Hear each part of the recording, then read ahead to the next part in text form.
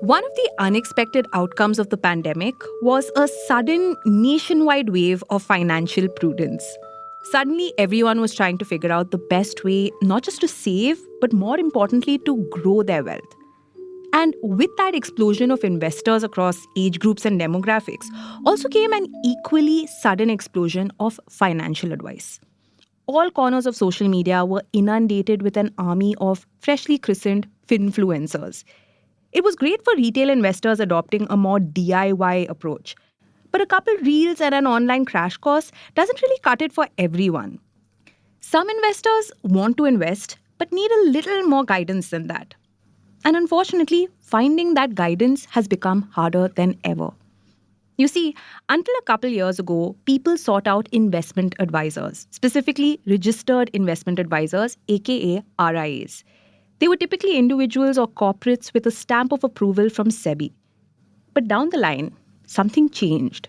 So, latest data says that there are nearly about 192 million demat accounts currently in the country. But investment advisors, if you put it that way, there are only just above 900. So, literally, they are like endangered species at this moment. So, even if you take like a ratio, it's just like one advisor per about 2 lakh demat accounts that you say. That's my colleague Archijma Iyer. She explained to me how the number of registered investment advisors has been on the decline for quite a few years now. For context, back in 2020, there were about 1,500 of them.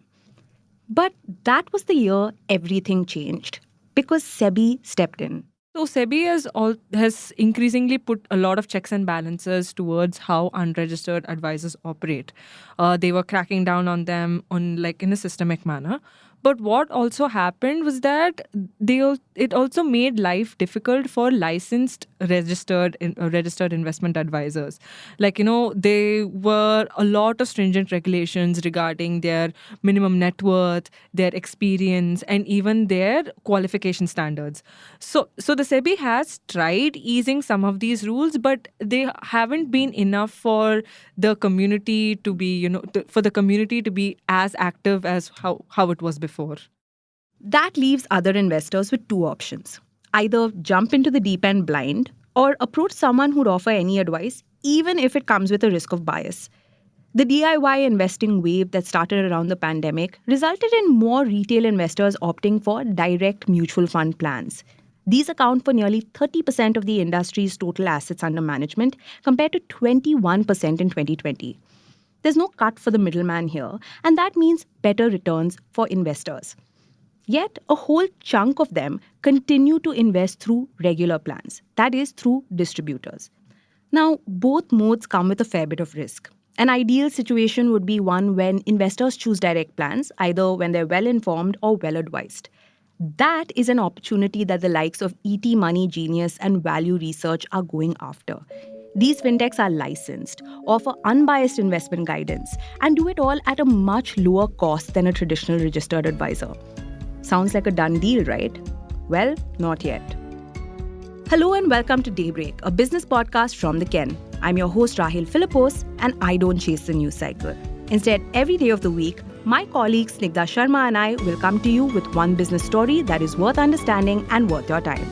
Today is Tuesday, the 1st of July.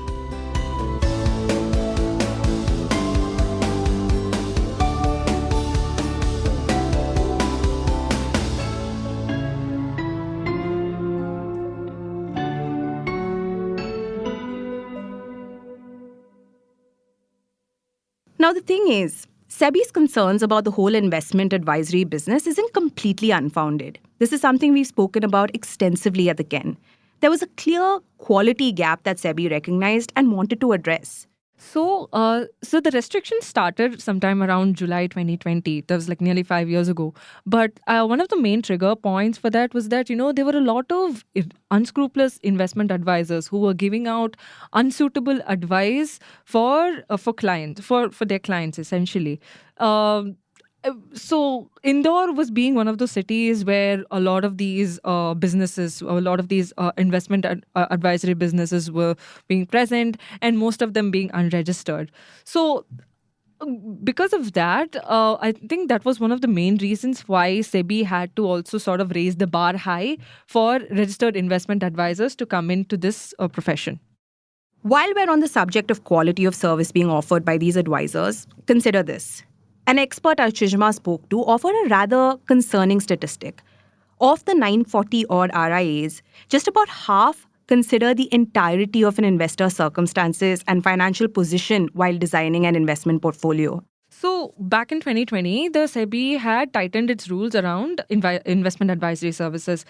The idea was there to keep all of these unscrupulous actors at bay. So some of those changes were like hiking the minimum net worth requirement for an individual RIA to like 5 lakhs from 1 lakh earlier, and also raising their educational qualification criteria to like a minimum postgraduate degree, and besides that you should also have like 5 years of work experience and all of that. So what that unfortunately did was it limited the space for registered advisors to like function. For instance, investment advisors were told to periodically submit reports, including their social media handles and information about the bank accounts and the number of people associated with investment advice. They needed permission from authorities even to publish advertisements, along with a 3 to 6,000 rupee fee. They found their operational costs going up. And as a result of all of that, many of them took the hard decision to give up their licenses. So essentially, they were forced to target the rich. So retail investors like you and me could not really have a chance to approach these RIAs. So the fee structure for an RIA works like, you can either take about 2.5% of the assets under advisory of the client, or you can have a fixed fee that could go up to like 1.5 lakh per year, and that was for one client. So I remember I was talking to one of these investment advisors who was saying that the unit economics does for an RIA does not really add up, because the cost of acquisition of a client and to get them to renew their services, and to also like the cost of service that's being there, it is all very high. All of these factors combined are widening the gap between the number of registered advisors and mutual fund distributors. The numbers are pretty bleak. BSE data shows that in the 6 months ended September 2024, registered investment advisors collected only about 500 crore rupees in fees from nearly 895,000 active clients. In the 6 months ended March that year, they had collected nearly 560 crore rupees with far fewer clients. The bottom line is, getting retail investors to pay RIAs fees rather than commissions is just not easy. Which is why for a long time, advisors had been requesting the regulator to relax the rules. And then SEBI complied, at least to a degree. So for a very long time, the advisory community has been requesting the regulator to like relax the rules. SEBI has been aware of this. And so from late last year, they started easing up the rules, probably allowing part-time RIAs to come into the job. They also reduced the entry requirements. Like you didn't need to have a postgraduate degree per se. Now you could probably have an undergraduate degree and come in. So those were some of the measures that SEBI had come up with. But evidently, even after those, it hasn't been enough for the resurrection of the advisory community per se. As it stands, a chunk of retail investors are still betting on asset classes without proper guidance. The solution could lie with scalable fintech-led RIAs. It could be the only viable way for RIAs to scale and for more retail advisors to get financial advice. Stay tuned. Hi there. Before we move on to the next segment, I quickly wanted to tell you about a super insightful episode of the Ken's premier podcast, First Principles, hosted by Rohin Tharmakumar.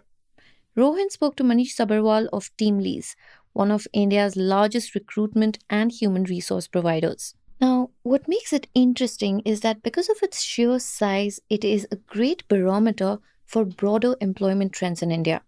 Let me play you a short excerpt from Rohin's chat with Manish. I think the biggest thing that has happened in Indian entrepreneurship is we have recognized that our 3 roles of shareholder, board member, and executive are 3 different roles.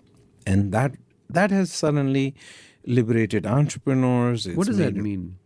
I mean, my role, I'm still the largest shareholder at TeamLease, but I don't run the company on a day-to-day basis. But I'm a board member. Now, as a shareholder, all I care is the market cap. As a board member, I have to balance the next quarter and quarter century, right? And as an individual, as an executive, you have to deliver the quarterly results, but also keep your eye on the long run, right? So, I mean, Jonas Salks, he was the inventor of the polio vaccine. He said the only question to ask yourself is, are you being a good ancestor? That's a really interesting question in today's world, where everybody's attention span has become so short. Everybody's thinking so absolutely short term, and nobody really cares about being a good ancestor in some sense on a fiscal policy level, right? If you want to listen to more of this, check out the show notes of this episode for more information. And now, back to Rahil.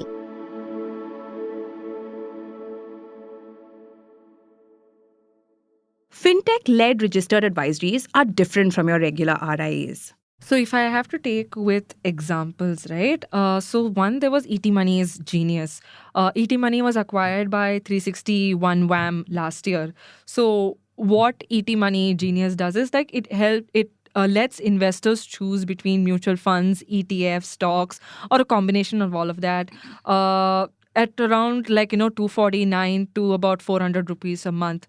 So it uses algorithm driven systems to assess the client's risk appetite, its financial goals and all of that. And based on all of these parameters, it draws up a plan. It draws up a financial plan for the client to follow. So just like that, there's another company called Value Research. It's a MF advisory firm, and it considers the client's existing investments along with other parameters like goals, risk appetite, time horizon, and all of that. And it draws up a plan it draws up a select number of mutual fund schemes for these investors to put their money in. So it is like an annual plan where users can pay like $500 per month and then pay 5,000 rupees a year. These firms typically offer investment advice for direct MF plans. Essentially, what individual RIAs are to the wealthy, these digital advisors could be for novice investors. It could be just what the growing retail investor population needs. Advice, but for a reasonable cost. There is a catch here, however. These automated solutions don't necessarily apply to everyone. Speaking to an investment advisor on the same, and what he told me was that probably at a younger stage in life, when you don't really have like a lot of responsibilities per se, when you don't have that much exposure to risk, digital platforms can work. But ideally, from digital platforms, you should gravitate to full scale advisory. So what these platforms do is that they just collect basic information about yourself and just draw up a financial plan based on the parameters, based on the information that you've given. But over time, you will need to sit down with like an actual investment advisor so that he understands your needs, your goals in an in-depth manner, and therefore come up with a financial plan. So for more seasoned investors, an unbiased individual RIA is the right choice. The other thing to consider is that there are limitations pertaining to investment options, meaning creating a well-diversified portfolio. Basically, both the traditional and digital ways of offering investment advice come with their own challenges as well as opportunities. Now, even Sebi has acknowledged that its high barriers have kept people away from making a career out of investment advisory. It recognizes that its rules are making it difficult for registered advisors. But while the regulator may continue to ease these rules, the ultimate push forward has to come from the investors themselves.